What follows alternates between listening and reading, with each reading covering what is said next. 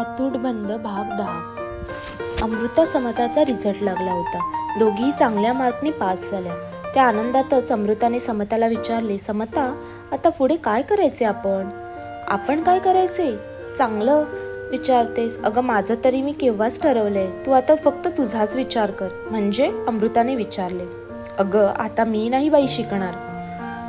अच्छा, आलं लक्षात. मिस्टर सुचारने सांगितलेलं दिसतं. अमृता, तुला कसं हे माहितीये? असंच सांग ना, कोणी सांगितले? समता, दुसरं कोणी नाही, मला हे सर्व तुषारनेच सांगितले. अमृता, काहीतरीच बाथा मारू नकोस. तुषार तुला सांगणार? छान. तुमच्या दोघांची साधी ओळखही नाही. समता, मी खरं तेच सांगतेय.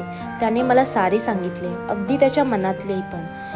काय ग समता, आमच्या दोघींच्या भेटीबद्दल तो अजून तुझ्या बरोबर बोलला नाही? मी तर फक्त परीक्षा होईपर्यंत सांगू नकोस म्हणून बोलले होते, पण त्याने अजून कसे सांगितले नाही? अमृता, आपली परीक्षा झाली आणि दुसऱ्या दिवशी तो गोव्याला गेला त्याच्या कामासाठी. तिकडे एक मोठे कॉन्ट्रॅक्ट मिळाले आहे. बघ ना, एवढ्या दिवसात फक्त एकदाच भेटला, तेही गडबडीत. आता या महिन्याच्या अखेरीला येणार आहे तो. समताच्या बोलण्याने अमृताच्या लक्षात आले, तुषारने आपल्या विचित्र भेटीबद्दल तिला काही सांगितले नाही. त्यावेळचा प्रसंग आठवून आता अमृतालाही हसू आले आणि हसतच तिने तो सर्व प्रसंग समताला सांगून टाकला. समताही हसू लागली. मध्येच तिने प्रश्न केला, अमृता, खरं खरं सांग, तुषार कसा वाटला तुला? खरं खरं सांगते, आवडला तो मला. समता अमृताच्या या बोलण्यावर खुश झाली. ती पुढे अमृताला म्हणाली, अमृता, तू डॅडींना तुषारबद्दल सांगशील ना? मला तर बाई फार भीती वाटते ग. प्लीज करशील ना मला मदत? खरं म्हणजे यापूर्वी मी स्वतः तुला सांगायला पाहिजे होतं, त्याबद्दल सॉरी. समता, डॅडींना सांगायचे मला नाही जमणार. ते माझ्यावर कशावरून नाही रागवणार? नको, मलाही तुझ्याप्रमाणे भीती वाटते. तू तुझ्या त्या तुषारला सांग हे काम.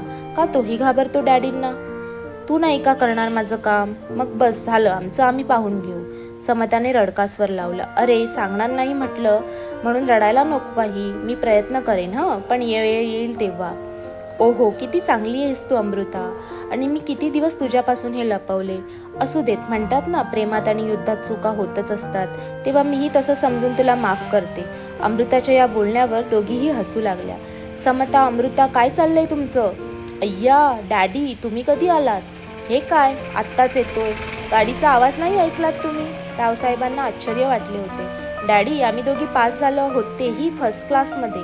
अरे वा वा, शाब्बास. रावसाहेबांनी आपला आनंद व्यक्त केला. आता यापुढे काय करायचं ठरवलंय तुम्ही दोघींनी? तुम्हीच सांगा डॅडी. आम्ही तर काही ठरवलं नाही. म्हणजे माझ्यावर हे काम सोपून तुम्ही निवांत होणार? पण बेटा, माझं स्पष्ट मत आहे. तुम्ही तुमच्या इच्छेप्रमाणे, आवडीप्रमाणे. त्यांना मध्येच तोडीत अमृता म्हणाली, नो डॅडी, आमची कसली इच्छा आणि आवड नाही. तुम्ही म्हणाल तो कोर्स घेऊ आम्ही. होय ना समता? होय तर, समता कसंबसं म्हणाली. ठीक, तर मी एकदम सोपा उपाय शोधलाय. दोघींच्या लग्नाचा एकदम बार उडवून द्यायचा. चेष्टेच्या सुरात रावसाहेब म्हणाले.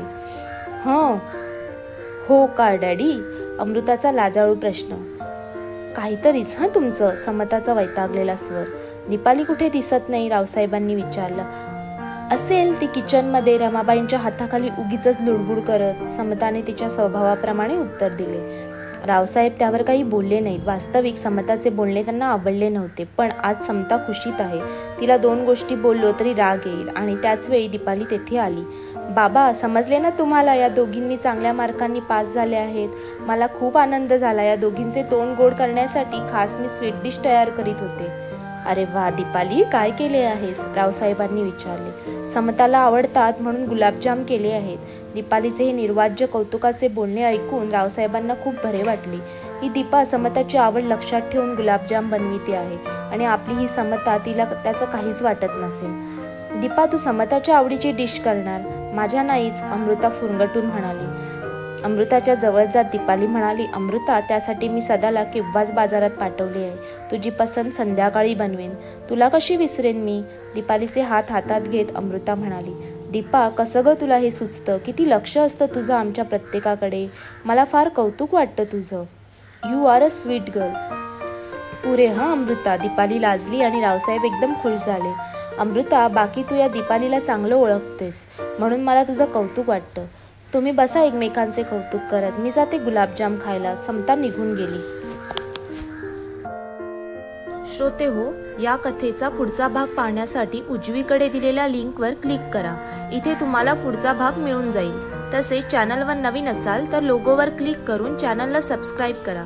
कथा आवडली असल्यास लाईक, शेअर आणि कमेंट करा. धन्यवाद.